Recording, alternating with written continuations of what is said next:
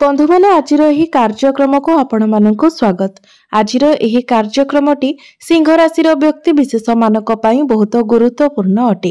कारण आपण जेते भी समस्या रे थिले, जेते भी चिंता रे थिले, जेते भी दुख रे थिले, वर्तमान एही नूतन वर्ष रे से सबुर अंत हेबाको जाउछि, सब किछिर परिसमाप्ति हेबाको जाउछि एवं आपणक जीवन रे किछि नूतन परिवर्तन आसीबाको जाउछि, नूतन सूर्योदय हेबाको जाउछि। तो आपणक जीवन रे एही नूतन वर्ष रे केउ सब नूतन परिवर्तन हेबा पई जाउछि से विषय रे आजिर एही वीडियो रे आमे माने विस्तार भाबरे आलोचना करिबा। तो बंधु माने नूतन वर्षर आरंभ होई सारिछि, तेबे एही नूतन वर्ष रे आपणक जीवन रे केउ सब नूतन परिवर्तन हेबाको जाउछि। तो बंधु माने एही नूतन वर्ष रे आपणकर शनि अढ़ई आरंभ हेबो। तेबे बंधु माने शनि अढ़ई तो आपणकर आरंभ हेबो, एहा सहित अन्य बड़ ग्रह मानकर मध्य एही नूतन वर्ष रे राशि परिवर्तन हेबो, जहार शुभ फल मध्य आपणको प्राप्ति हेबो। तेबे बंधु माने एही नूतन वर्ष रे शनि सहित देवगुरु बृहस्पति एवं राहु एवं केतु मध्य निजर राशि परिवर्तन करिवे।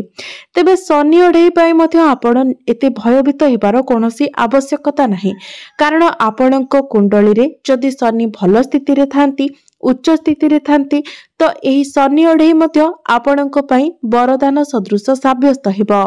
एही शनि अढ़ई मध्यरे आपण बहुत उन्नति करिवे, बहुत किछि सफलता पाइबे।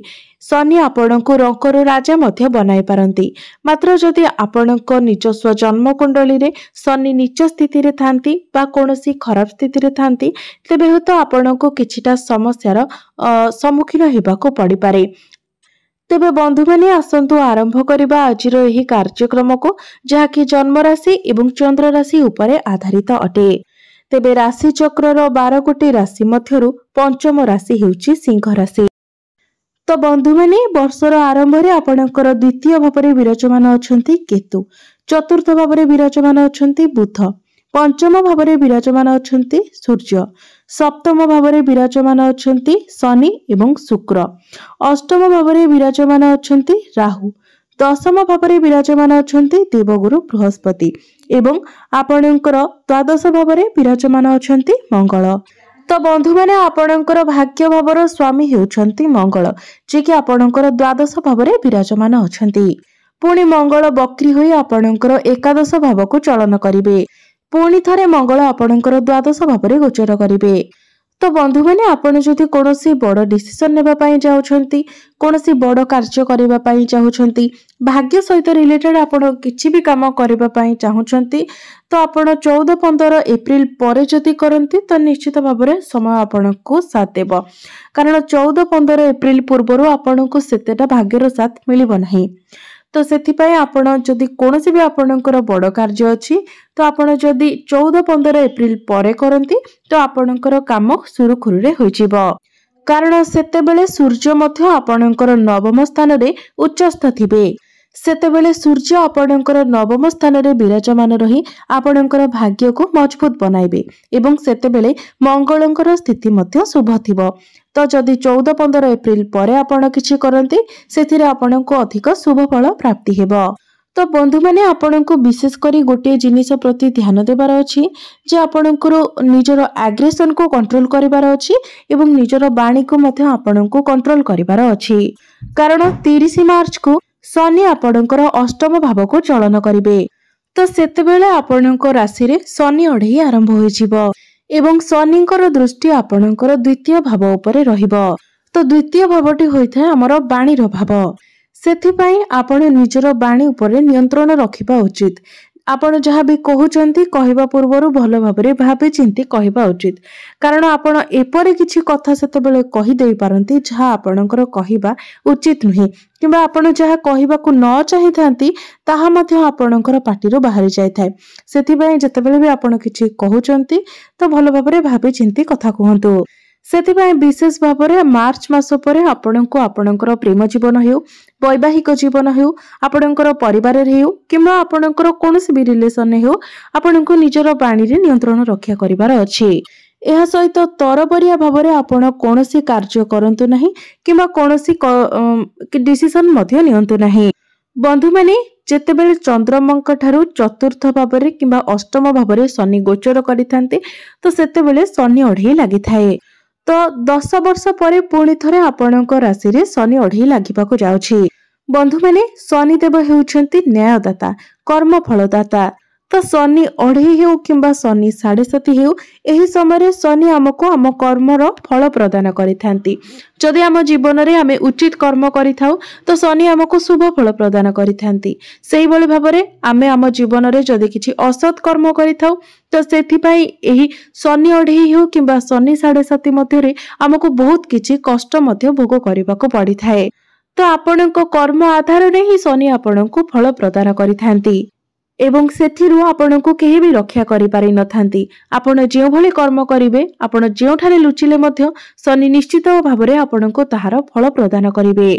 सेथिपाई आपण जदि चाहुछंती जे शनि अढ़ेई मध्यरे आपणको कोनोसी समस्यार सामना करिबाको न पड़ू तो निश्चित भाबरे आपण निजर कर्म को ठीक रखिबाको चेष्टा करंतु, सत् पथरे चालंतु, उचित कर्म करंतु।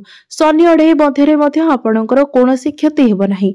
एहा मध्यरे मध्य शनिदेव आपणको शुभ फल प्रदान करिवे।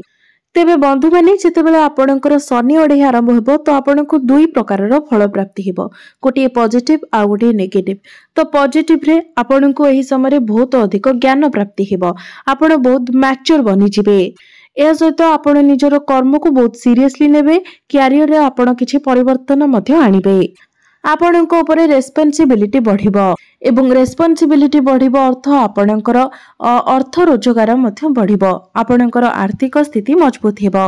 एवं नेगेटिव हेउछि जे आपणको आपणक जीवन साथींकर स्वास्थ्य ऊपर ध्यान रखिबार अछि, नचेत आपणकर वैवाहिक जीवन प्रति आपणको ध्यान रखिबार अछि। कारण आपणकर सप्तम भावर अधिपति हेउछंती शनिदेव एवं सप्तम भावर अधिपति होई शनि आपणकर अष्टम भावरे गोचर करिवे, जहाँकि आपणकर वैवाहिक जीवन रे जुक्ति तर्क आनी पारे। तेबे आपणक पई खुशी खबर हेउछि जे बृहस्पति आपणकर एकादश भाव को गोचर करिवे, जहाँकि आपणकर दुखर अंत कराइबो। बृहस्पति हेउछंती आपणकर धनर कारक ग्रह एवं धनर कारक ग्रह होई बृहस्पति जेतेबेले आपणकर लाभ स्थान रे विराजमान हेबे एवं आपणकर पंचम भाव को देखिबे तो 15 मई परे आपणकर चाकरी पाइबार बहुत अधिक संभावना रहुछि। सेथिपाई आपण निश्चित भाबरे चाकरी पाई आपणकर चेष्टा जारी रखिबा उचित। गुरु जेतेबेले आपणकर एकादश भाव को आसीबे तो आपणकर ज्ञान बढ़िबो, आपणक मध्यरे मैच्योरिटी लेवल आसीबो। एहा सहित नुआ नुआ कार्य रे हाथ देई आपण आगको मध्य बढ़ी चलिबे, कारण गुरु हेउछंती आपणकर पंचम भावर अधिपति एवं पंचम भावर अधिपति होई गुरु आपणकर एकादश भावरे गोचर करिवे, जहा फଳରେ आपणकर अर्थ रोजगार मध्ये वृद्धि पाइबो, आपणकर आर्थिक स्थिति मजबूत हेबो, आपणकर बैंक बैलेंस मध्ये बढ़िबो। एहा सहित एकादश भावरे रही गुरु जेतेबेले पंचम भाव को देखिबे तो संतान पक्ष मध्ये मजबूत हेबो, अर्थात जदि आपण संतानर कामना करूछंती तो आपणको संतान सुख मध्ये प्राप्ति हेबो। एहा सहित गुरुंकर दृष्टि आपणकर तृतीय भाव एवं सप्तम भाव उपरको मध्ये रहिबो, जहा फଳରେ आपणकर डेली इनकम बढ़िबो। आपण जदि ऑनलाइन किंबा डिजिटल वर्क करूछंती तो सेथिरे मध्ये आपणको बहुत सफलता मिलिबो। एहा सहित ट्रैवलिंग किंबा ट्रांसपोर्टिंग रिलेटेड जदि आपण किछि काम करूछंती तो सेथिरे मध्ये आपणको सफलता मिलिबो। एवं गुरुंकर दृष्टि सप्तम भावरे पढ़िबा द्वारा शनिको पई जो आपणकर वैवाहिक जीवन रे असुविधा आसीबो ताहाको गुरु ठीक करिवे, आपणकर संपर्क को दृढ़ करी रखिबे। एहा सहित सिंह राशि व्यक्ति विशेष माने जो माने अविवाहित अछंती तो आपणकर विवाह प्रस्ताव मध्य आसीबो एवं आपणकर विवाह मध्य होइजिबो। एवं राहु आपणकर अष्टम भावरु बाहरी आपणकर सप्तम भाव को गोचर करिवे। 18 मई 2025 को राहु आपणकर सप्तम भाव को आसीबे एवं केतु आपणकर तेबे केतु जेतेबेले आपणकर प्रथम भाव को आसीबे तो आपणको चालाक चतुर एवं शार्प माइंड बनाइबे, मात्र आपणको प्रत्येक क्षेत्र रे केतु डिसैटिस्फैक्शन मध्य देबे, अर्थात कोनोसी भी क्षेत्र रे आपण संतुष्टि अनुभव करि परिबे नाही। एवं राहु आपणकर सप्तम भाव को आसीबा द्वारा आपणकर डेली इनकम बढ़िबो, कारण आपण स्मार्ट वर्क करिवे। तेबे आपण जदि पार्टनरशिप बिजनेस करूछंती तो सेथिरे आपण आखि बुझी भरोसा करंतु नाही एवं जहाँ भी डिसीजन आपण नेउछंती तो बहुत भाबी चिंती सही डिसीजन नियंतु। आपणकर धैर्य मध्य एही समय कम होई पारे तो आपण निज भितरे धैर्य रक्षा करबा पई मध्य चेष्टा करंतु। एवं आपण जदि कोनोसी एग्जाम देबा पई चाहूचंती कोनोसी गवर्नमेंट एग्जाम पई आपण प्रिपेयर होउचंती तो 14-15 एप्रिल परे आपणकर जदि कोनोसी एग्जाम रहउची तो सेथिरे आपणको अधिक शुभ फल प्राप्ति हेबो। या सहित आपणकर पाठ पढारे मध्य उन्नति आसीबो। तेबे एबे आसंतु जानि नेबा किछि प्रतिकार विषय रे जो प्रतिकार गुडिक करबा द्वारा आपणकर जहाँ भी किछि अशुभत्व रहउची से सबुर खंडन होई पारिबो एवं आपणको अधिक शुभत्व प्राप्ति होई पारिबो। तेबे बंधु माने जेहेतु आपणकर शनि अढ़ई आरंभ होउची तो प्रत्येक दिन आपण शनिकर बीज मंत्र 108 थर जप करंतु। प्रत्येक दिन आपण हनुमान चालीसार पाठ करंतु एवं आदित्य हृदय स्तोत्रर मध्य पाठ करंतु। एहा सहित प्रत्येक दिन आपण उदित सूर्य को जलार्घ्य अर्पण करंतु। निश्चित भावरे आपणकर समस्त अशुभत्व खंडन होई आपणको अधिक शुभत्व प्राप्ति हेबो। आपणकर भाग्य रे उन्नति आसीबो। तो बंधु माने आपणकर जीवन मंगलमय हेउ एहा ही ईश्वरंक निकटरे मोर प्रार्थना। धन्यवाद।